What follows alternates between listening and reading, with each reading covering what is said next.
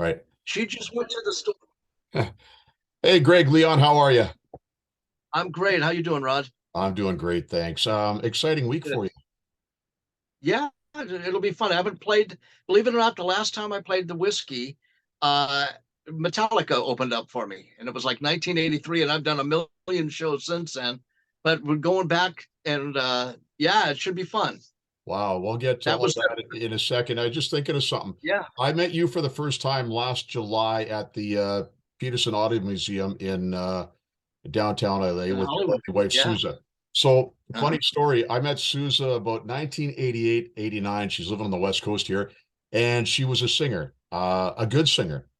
Yeah. And I She was still is. emceeing a Battle of the Bands or something like that. So I saw her, beautiful blonde lady, asked her sort of on a date, and we went and did something, came home, took her home, shook her hand goodbye. That was it. So that was a handshake. And then her roommate says, "You shook her hand?" I says, "Yeah, and that was it." So I don't know if she remembers that, but it was kind of a funny thing when I think back on it. But she's like that. That when the first time we went out, she goes, "This isn't a date, so don't think anything's going to happen." And at the end of the night, I was hands off all night, and I'm looking at her. She's gorgeous. I'm just going, man, and I gave her a kiss goodnight, and we just fell into each other's arms, and that was 23 years ago. Wow, it's amazing. Crazy, Yeah, crazy. you two are both lucky to have each other. She's a great singer. You're a great Yeah. musician. So let's go back to your roots. You grew up in the LA suburb. Is it Glendale? Yes, Yeah. exactly. It's funny. A friend of mine, Barbie Fortner, I met her in Hawaii, and she saw that I posted I was going to be at the whiskey this week, and she went to your high school, and she said you were quite the thing back then. You were the guy. What's her name? Barb Fortner. I don't know what her maiden name is, but I'll find out. Was it Bethel or Bethel? Maybe. It might have been. I'll find out for you.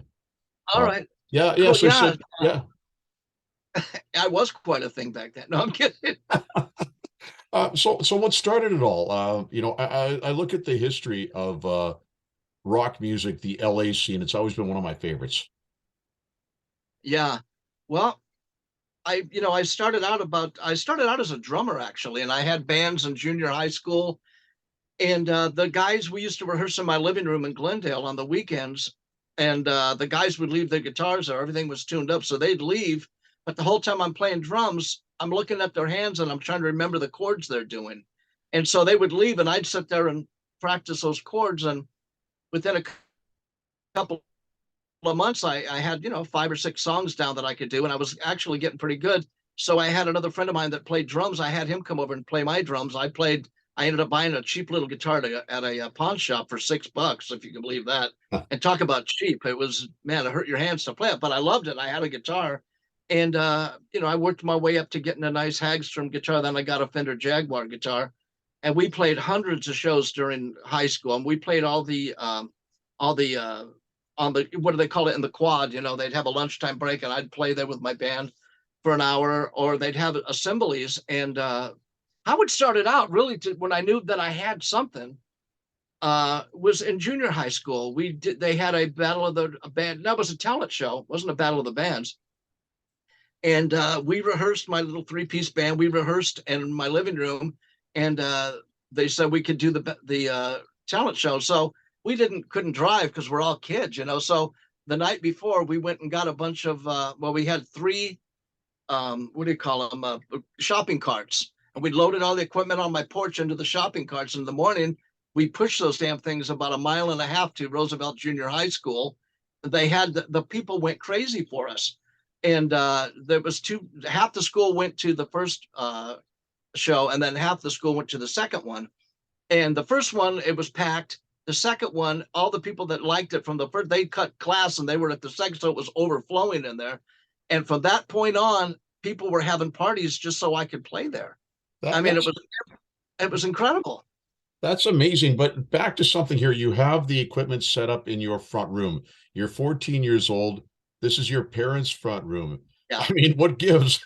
Well, my mom hated it, but my dad was a musician too, and a great singer. I've told this story a million times. He was a mix between Elvis Presley and Frank Sinatra.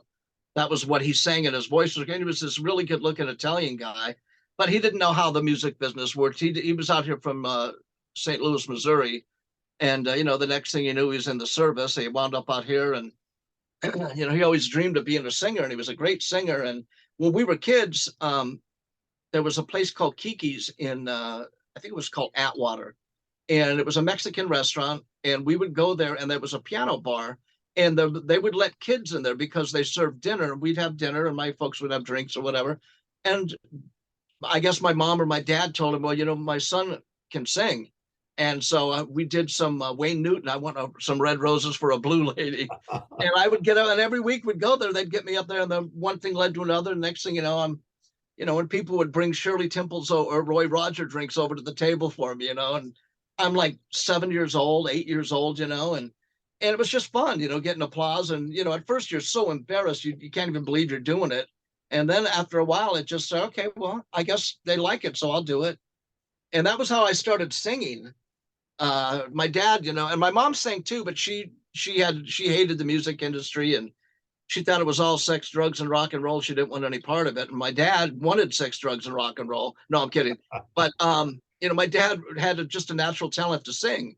So he always encouraged me all the time, encouraged me to keep going and keep working on that guitar. I want you to get it so you can make it talk, and I heard Jimi Hendrix Rainy Day Dream Away in the beginning of that, where it sounds like the guitar's talking. And I thought that was what he was talking about. So I worked on that, trying to make it sound like it was actually talking. That's so cool. So you're in school, you get out of school. Did you finish school? Yeah. Oh, yeah. No, I Yeah. had a full scholarship to DeVry Institute of Technology for electronics. And I went there for a while. But I like fixing things. I have a repair shop now. I do amplifier, tube amp repair and solid state, and guitars and studio gear. And I had a shop in Hollywood for 20 years doing that. And they kept raising the rent. And finally, I work out of the house now, and it's way better. And I still have stores like True Tone Music in Santa Monica. I do all their repairs for like probably 16, 17 years now, and Future Music, and a bunch of other stores, McCabe's in Santa Monica. But huh? I was going to say, with you repairing things, do you ever get like, so let's go to Eddie, for instance, when he would rebuild his stuff and make his Franken Strat and whatever. Did you ever come across anything where you wanted to see if we could get a different sound or doing anything? Yeah. In fact, it's funny you mentioned Eddie Van Halen, because I met Eddie a few times, hung out with him one night, and that was crazy night. I mean, that guy knew how to party. But I was playing this party in high school, or the summer of 12th grade or whatever it was, and it was at the oh God, the country club up here. I can't think of the name of it right now, but it's in Glendale. And there's like 300 kids in the rec room there watching me play. And then I see these two guys come in, and I'm thinking I'm up there playing. I go, man, who the hell are they? I mean, they look like they're somebody. So I take a little break, and they both come over and talk to me.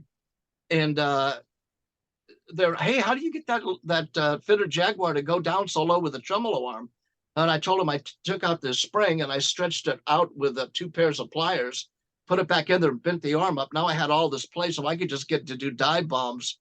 And I was playing Frank Marino stuff and Hendrix stuff and Johnny Winters, and so anyways, about a year or two later, I went to Glendale College. There was a concert there, the Quiet Riot opening up for Van Halen. Quiet Riot was cool. I went backstage. I met Randy and Kevin, all the guys, and then I ended up going into Van Halen's dressing room. They were getting ready, and they'd go, "No, man, it's down the hall." So, anyways, the Van Halen guys come out, and all of a sudden, I just sat back in my seat. I go, "Oh, that's those two guys that were at my gig." It was Eddie and Dave, and had no idea, And I told Eddie that years later, and he remembered seeing some kid play in Glendale. And that was me. But Wow. yeah, but Yeah, it was something else. yeah, that is amazing. And look at the memories. I mean, so Sunset Boulevard, it was the hot spot from the 60s, from the riots because of the kids not being able to party, to the music scene, and the historic Whiskey A Go Go, where you're playing next Wednesday night.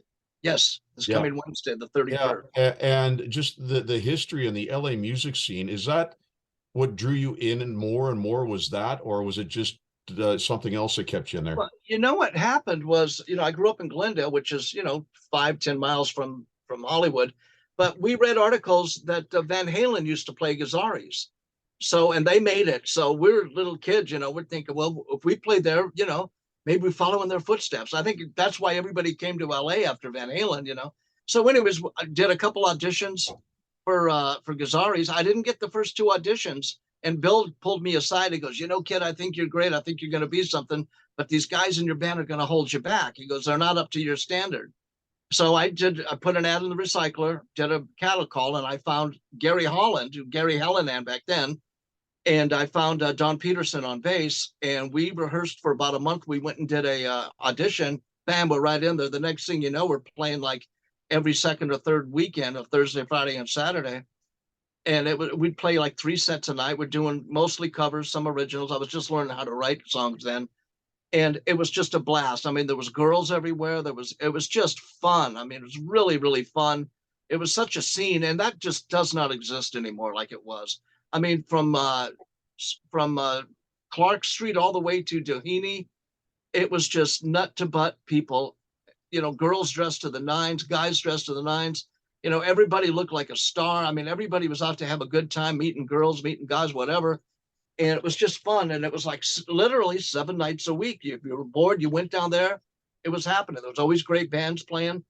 And, you know, we were like the house band at Gazzari's. Then we went to the Whiskey a couple of times. Then we started playing the Starwood. And we had to sign a thing that we wouldn't play the Whiskey anymore if they're playing us at the Starwood, because they would promote us and stuff. And so we got into all these clubs for free. Everybody knew who we were. It was like a no brainer. We couldn't believe how lucky we were. Yeah, You know? it's amazing. And back to Van Halen, I don't want to go too much on that because but it was like 1979, and what about 1976 or so, Boston releases their debut album. I thought this is 76, yeah. cool.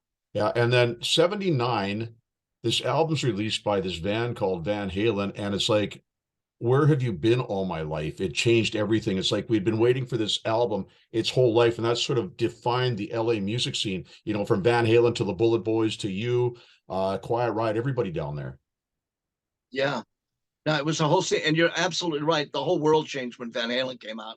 Everything shifted. I mean, before Van Halen, people were still playing Chuck Berry licks and thinking they're great guitar players. You know, and I listened to some of these 70s, early 70s bands and what the guitar players were doing. They weren't doing much, you know. And I mean, there was Richie Blackmore, who was like better than anybody at the time, and Hendrix, who was just different than everybody. And Hendrix is really the reason I started playing guitar. I got Electric Ladyland, and then I heard Band of Gypsies, and I lost my freaking mind. And then when Van Halen came around, I saw them a couple of times before they made it, and I thought they were good, and the songs were really great, but I didn't really get it until that record came out. And as soon as that record, I bought it the day it came out, and me and my band lost our freaking minds to that record. That's all we listened to, and it was Sweet 19, and Gary was in the band, and Don was hanging out with the Van Halen guys. He was friends. He was Chris Holmes, a bass player from Wasp, but before they were Wasp, I think he had a band called either Buster Savage or Buster Hyman or something, because they were playing around with different names. But so he knew all of those songs. So we were doing almost everything on the first Van Halen record at the parties we were playing at. I mean, Eruption, everything, and we lived for that, you know. Yeah, it's funny. I had an 8-track tape in my 1970 Mustang notchback with Craig Power Booster speakers. And Nice. well, I'm a radio goof, right? And I loved radio. I lived for radio. I've never had enough talent to play an instrument properly, but just as a fan of music and a groupie, if you want to say it that way, it blew me away. The whole thing, the whole sound. Oh yeah, it was incredible, Yeah. incredible. And I'd always been working on amps all through high school. I was, you know, I took electronics from every electricity class and electronics class they offered, and so I was doing a few mods in high school to people's amps and fixing their wah-wahs and rewiring their guitars and stuff. So I was always searching for that sound, and Eddie had the sound that every guitar player was searching Yeah. for. It was just that thing that connected you with it. And I had tried the Variac thing before he even wrote about it, because I too liked this way it sounded when you turned the amp off and it was fading out. You get that really good distortion, that saturation. And I didn't have what do you call it, a Variac at the time. I had a light dimmer switch, and I had that mounted in the back of my Fender amp. And Fender amps, they don't work that good, but you can get it. And so I was doing that, and I had a Big Muff or some other kind of, you know, preamp distortion thing overdrive, and I was getting a pretty damn good sound, you know. That's so But cool. Eddie blew the whole thing out of the water. I mean, it was right there. In fact, I knew his amp tech, Jose Arredondo, and went to him a few times. And he told me back then, because I was telling him, well, why don't you, change this resistor, to change the value of that capacitor, let more highs through, and shave out, and he goes, you should become an amp tech. You know what you're looking for. And I go, well, I know about electronics, but I just haven't worked on Marshall amps. Yeah. My first Marshall amp that was given to me is actually the amp that Eddie Van Halen did the Beat It solo with Michael Jackson's Thriller record. He was out on tour, and I was doing amp repairs for Andy Brower, and Andy called me up and says, hey, do you have that March? I go, yeah. He goes, do you want to rent it to Eddie? I go, hell yeah, I do, So they came and picked it up, or I dropped it off, one or the other, over at his rental place, Andy Brower Rentals. And a couple of days later, I get it back, and I had a receipt for it, $100. I was happy to do it, and I still have the amp, but I cannot find that invoice anywhere. And I thought I put it in a Ziploc and put it inside of it, in the side of the chassis. It's not there, but the amp's still here, and it sounds great. I don't play through that no more. I'm playing through different Marshalls now. Yeah. So your history. So you have your solo stuff, then you decide to go do things with other people. Let's go with Don Dawkin. Well, we were playing a place called the oh God, what the hell's the name of that place? It was a biker bar. It was in Van Nuys. Like, oh man, I can't think of the name. It was so long ago. But my roadies loaded Don's amps into my van, and so the next morning I get a call. The Rock Corporation is what it was called, the Rock Corporation. So the next morning after we played there, I opened up for Don's band. I think they were called Airborne. I don't think they were Dawkin yet. I get this call from Don Dawkin, and he goes, hey man, I played with you last night. I really dug what you were doing. He goes, but all of my Marshall heads are not here. I think you have them. I go, I don't think so. I don't take somebody else's stuff. And he goes, well, would you check? I go, yes. I went up to the van and I looked in there, and sure enough, there was these early 60s small box Marshalls that were his, and I did have them. So he called me back about 5 minutes later. I said, yeah, they're here. I got them. And so he came, I gave him the address. He came up here and picked them up. And he started saying, I would love it if you played guitar in my band, because I've been looking for another guitar player to kind of free me up with the vocals, and you sing your ass off so we could do harmonies. And he, for about a year and a half, 2 years, he was, calling me all the time saying, dude, let's do this. We can do this, So in the meantime, after Sweet 19, I got a call from Randy Rhoads and Kevin Dubrow, and Randy had got the gig with Ozzy, and we were rehearsing at the same place, and Randy and I were friends. They'd come to our parties, we'd go to their parties, and they'd get up and play at my parties, during breaks and stuff. And Randy goes, Greg, I think you'd be the perfect replacement for me. And if you're interested, you're our first pick. And Kevin, we talked, and I went and met with him, and I did it. And still this whole time that I'm with them, and I'm dating Linda Blair at the time, the Exorcist chick. Yeah. I mean, it seemed like everything was coming my way at that point. I mean, it was an incredible time in my life. It seemed like it was never going to stop, because every step I took just was like better than the last step. And so Kevin was very hard to get along with. Everybody had problems with him. In fact, Randy told me on the side, he goes, you're going to learn to hate Kevin, but he is going to bring out the best guitar playing, that you'll do stuff you didn't even know you could do, because he would inspire you to be your best. And that was true. And Kevin taught me how to write songs. We wrote half that first record of theirs in his living room. I never got no credit for it, anything. He just, when I left, I went with Dawkins. But we got in a few arguments. One of the main ones was, and it was so stupid. I like having fun. I don't like fighting and arguing and, confrontation in a band. So my sister Nancy had won the Slade record called Sladist, and I had Come On Mama, We're All Crazy Now, and Come On Feel the Noise on it. And I kept thinking, man, that would be perfect songs for us, because we were looking for that You Really Got Me song, from Van Halen, a cover that would get us right up into, radio play and get the name out there. Well, he freaked out when I brought those in there and was yelling at me. And I mean, I don't care if you call me names, but don't yell at me, man. That's the one thing that gets me crazy when people yell. Talk it out. Let's talk this out. There's no reason to yell, because somebody's yelling at you, think they want to fight you. So it actually, at one point, it did go to blows, and he's like 6'4", I think, and I'm 5'7", and I'm this little, at the time, this little skinny guy, and Kevin's going crazy on me. And anyways, after a couple of arguments with him, and Don kept calling me, and Don said the secret phrase, I have European dates. And I said, dude, are you serious? He goes, yeah. I go, when do we leave? He goes, about a month. Well, 28 days later, we were on a plane going over to Europe, and Don and I are sitting next together. We're writing lyrics to the songs we just came up with and stuff. Right on. And it was awesome. It was Yeah, awesome.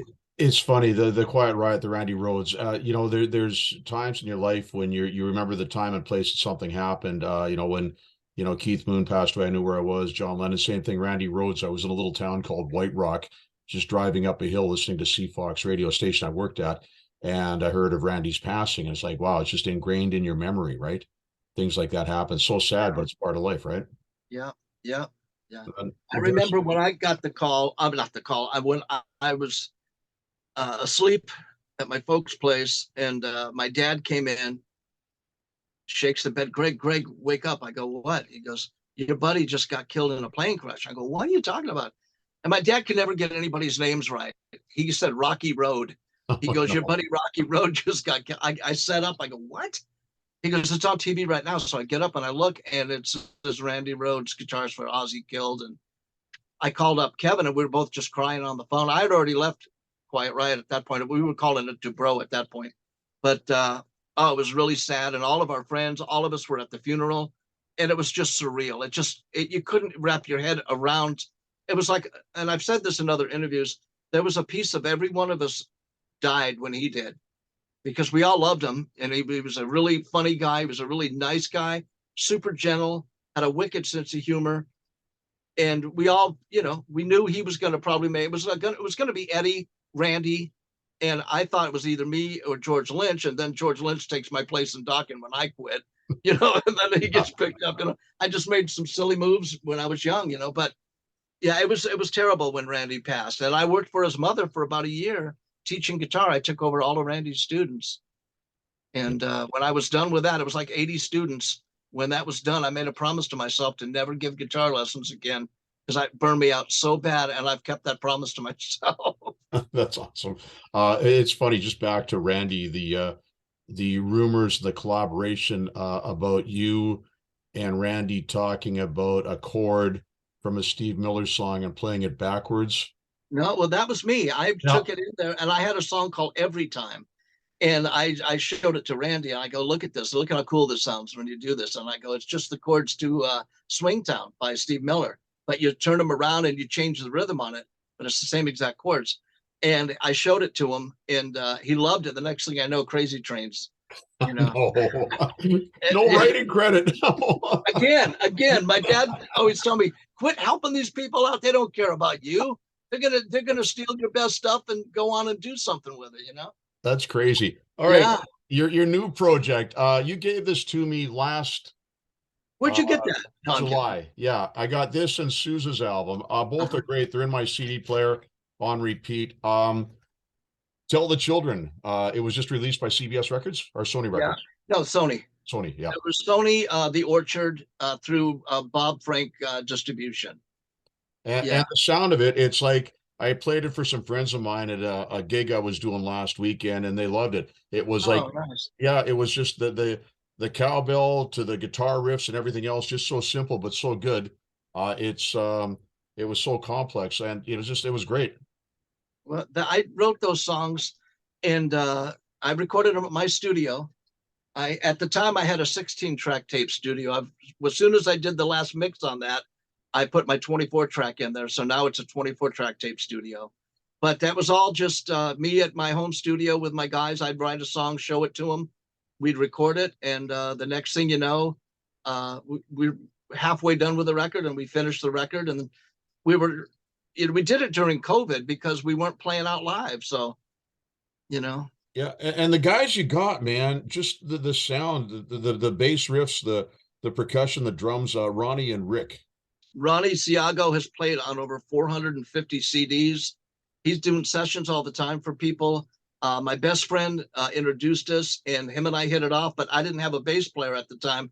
So I literally looked for about 7 years for the right bass player. And I just happened to go to a jam night down the street from my house one night. And I got up, they had me go up last. They said nobody will get up and play after you. So they made me wait till the last person. But I remember the whole time up there, I go, man, who in the hell is this bass player? He's great, and he was so solid, and he just nothing stupid. It was all just inspiring what he was doing, Rick Brandt. And he's come to find out that he's first chair cello in the LA Philharmonic. I mean, he's like a really accomplished bass player, musician, and he plays guitar, he plays keyboards, he plays cello. The guy's just a really well, and he sings. And he loved what I did on stage that night at the jam session. So the next night or the next day, they went in there to strike all the equipment. And my name came up, and he goes, "Who was that last guy that got up here?" And my buddy that was throwing the party, Mike, goes, "Oh, that's Greg Leon, and he's looking for a bass player." He goes, "Dude, give me his number. That guy was great, you know." And so the Wow. next thing you know, later that day, I got a phone call, and we jammed with another drummer friend of mine that did my Unfinished Business record, and it wasn't working out the second time around with him. So I figured, you know what, I'm going to call that Ronnie Siago guy and see if he's still up for getting together. And I made a phone call, and the next day we got together. We played for 4 hours, and it was super hot. And we walked outside of my studio, and we're all just standing there. Nobody's saying it. We're just looking at each other, and we're just like, that was really something. I could tell everybody was like blown away at how good it sounded and how it was what we were all looking for. Yeah, you can And feel it. You can feel it on the album. I mean, you know, from the She Wants Me, the opening to is it Space? No, it's the Battle that's the drum solo, right? yeah, Yeah. yeah. Just great. And so you've got 13 tracks on here. Do Uh-huh. you have a favorite one on this album? Oh, man. I don't know. We're opening up the set right now with She Wants Me Yep. into Rainbow Girl. And Rainbow Girl, everybody thinks it's about the rainbow in Hollywood. It's about my wife, Sousa. And because where she comes from, she's from Prince Rupert up in Canada. And her folks owned a really famous hunting and fishing lodge called the Rainbow Lake Lodge. And the Rainbow Lake was right there. And so when they would go into town, everybody called her the Rainbow Girl because that's where they knew her from, is the Rainbow Lake. They had a restaurant and a bunch of rentals for cabins and stuff. So when we would go up there, I'd hear, "Hey, there's the Rainbow Girl." There's, you know, so I would go, "Man, you know, it'd be nice to write a song, you know, and dedicate it to her. You know, she's been just wonderful in my life." And anyway, so that song is about Susan, my wife. That's so cool. My Yeah. favorite one of them is like it's a rock radio one that rock radio should be on. It's called Hold On. It's just such a cool sound. It's like it's got that hook. Yeah. We're not doing that this other day because we only have 45 minutes to play. So we had to cut out I got 4 albums worth of material. I mean, you know, the guys don't even know all of my stuff, you know, but so we're doing 45 minutes. I'll keep the talking down to a minimum because I can go on and on and on. But Yeah. it's going to be really fun. We're kind of pumped to do this and getting back out there again after the COVID shutdown and this stupid nonsense. So we're just glad we're getting back out there and hopefully a bunch more shows happen. Yeah, we're excited about this. I haven't been to the whiskey in decades, it seems. But to see you there, so it's kind of an interesting night. There's a band, then there's you, then there's another guy after you. So there's There's three two, gigs. But there's four bands. There's two. There's a girl opening up. Then there's another band, and then I come on at 9. I said I don't want to go on late because we did a show, an actual record release. We had a whole nother record deal with this record that we had to get out of when we saw the contract they gave us. They wanted 50% of everything into perpetuity. I'm Jesus. talking my back catalog, everything. Showed this to my lawyer. He goes, "You're not signing this." And so we had to do a cease and desist and got out of it. But so we did this record release party at a place called the Universal Bar and Grill.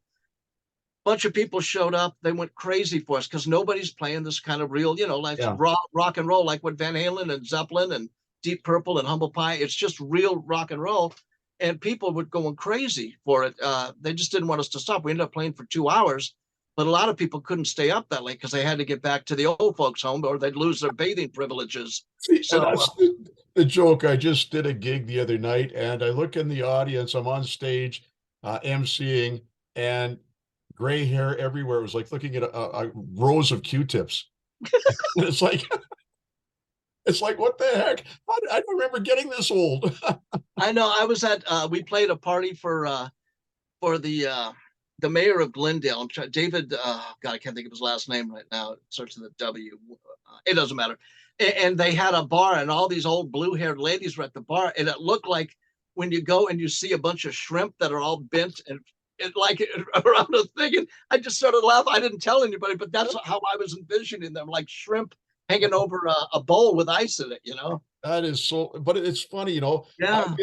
I've been in the music industry almost as long. Well, no, radio, I got radio at early 80s. So you've been playing a lot longer, but I was on the radio side, digging guys like you and just having a great time. And it's funny how we look back at this and yeah, how did we get this old? How did everybody else get older than us? I just turned 65 last week and I can't believe it. I just Yeah. cannot believe it. Yeah, I'm going to be 64 this year, so I'm right behind you. Yeah. Yeah, so looking forward to this. Thursday night, the whiskey doors open, Wednesday night. or Wednesday Wednesday night. night. Sorry, Wednesday night. I'm on West Coast time. Oh, wait, we're on the West Coast. Uh, Yeah. Wednesday night, and you and your three-piece band. Yeah. Tell the children, where can people get the album? They can get that record anywhere. Just punch in Greg Leon Invasion, Tell the Children, and it'll come up. It's available everywhere record music is sold. I mean, you can download a file or you can get the physical one. And it's been selling. People love it. I get emails constantly. People say, dude, where the hell have you been for the last 20 years? Yeah, it's that cowbell I on the know. opening track, and She I Wants Me. know. And yeah. Isn't that the best sounding cowbell ever? It is. Well, I've got these these two polar 2000-watt speakers with the high ends on the top. So I got 4,000 watts. I have it on the back deck and I just crank it. And my God, I think the neighbors hate me, but it's great because it's cowbell. Yeah.